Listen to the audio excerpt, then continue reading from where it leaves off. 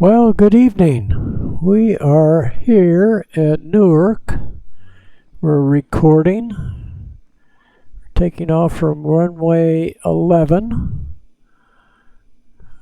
and it's an IFR flight plan to LaGuardia, and we'll see what we see along the way. We should fly right up into the Scud in no time. And here's our panel, and we're close in because this is our track. Here we take off, pretty much go straight over to the track for the ILS into LaGuardia, which will be right about in there.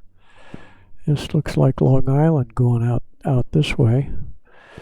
So it'll be a quick hop, IFR, up to 1800 and back down to sea level. And it's all plugged in here.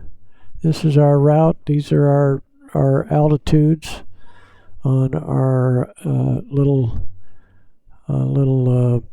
autopilot. And they wanted a few extra turns in there that I had to modify that for a more direct flight, which we can do because we are invisible to anything real. So now we'll back this out now that we know what we have in front of you, and mainly it's for you to observe what's going on here, and we'll see what appears and what doesn't appear. So we take the brakes off and give it full power,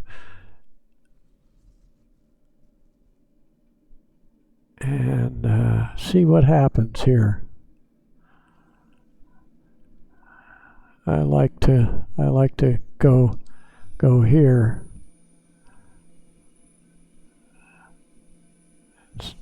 Wheels up, flaps up, and we'll go back to our inside here and turn on the autopilot.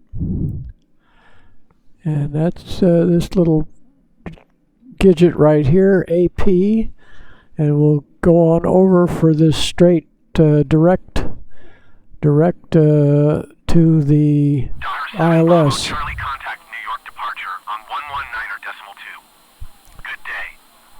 New York departure. We'll come back on the power a little bit so we don't over torque the engine. And we're climbing to 1800. Acknowledge handoff. 119.2 for Tower 7 Bravo Charlie. New York departure.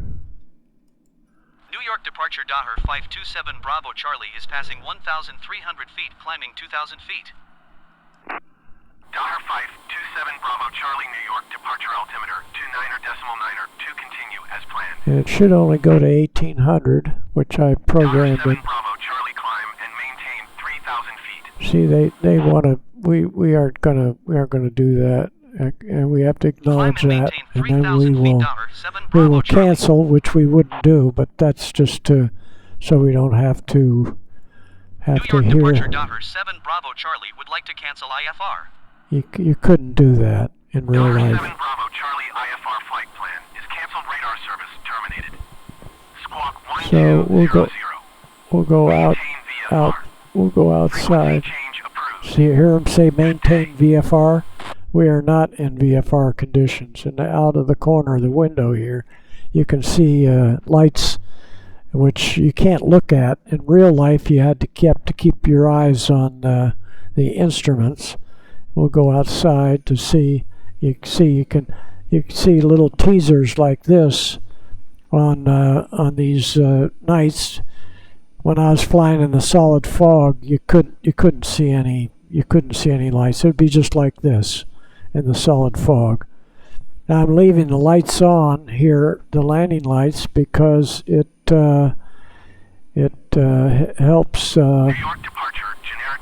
helps you see the aircraft. We'll go back in here, and we'll go over so we we don't see we don't see the lights outside. And we can go in a little bit like this. And on a solid instrument night, it would look like this. Now you can see it clicking off. Now I have to hit approach, and when I hit approach, it should start following down to these lower altitudes of 1700. And we'll watch here for it to activate, and we'll see our glide slope come in right here. We'll make this a little bit closer. Approach. Doesn't want to click on the approach. So let's try one more time. No, it doesn't want to click on the approach. I don't know what's going on here. Direct. Here, we'll click that, and we'll click approach now.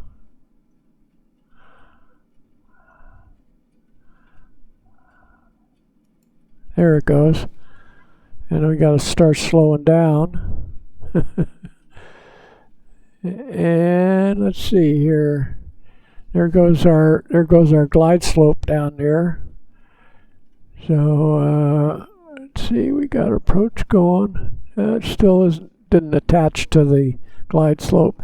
So we got to turn the autopilot off and fly it down. 2 miles. We got to get on the ILS. Let's see if I can do this. There's the bug right there. See, I'm chasing it right now. And we got to slow this down. We're still on see me chasing the bug? Let's see if we can get the autopilot to take it to grab onto it.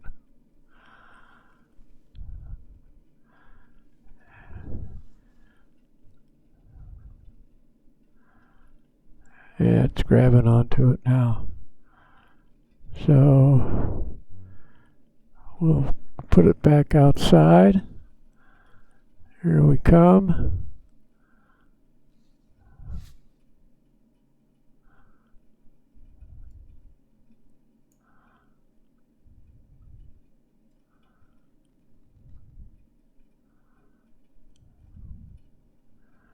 There's the runway.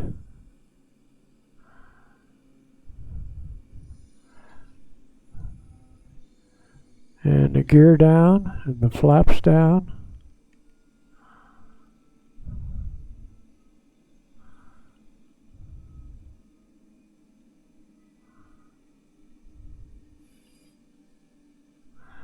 Not a great landing. Flaps up. And reverser with brakes. Generic 6 Juliet Hotel. Contact New York Center on 118.975. Good day. And we'll pull on off here. And obviously we wouldn't, in real conditions, we wouldn't see an aircraft going in the opposite direction. That was a challenge for me, the old guy, having to actually fly for real, not have the autopilot do all the work for me.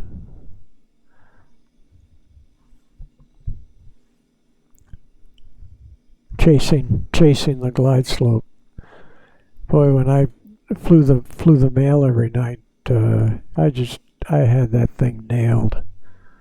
Did that for a year and a half, going into the foggiest airport in the continental limits of the United States, which was Arcata Airport up near Eureka, up on the coast.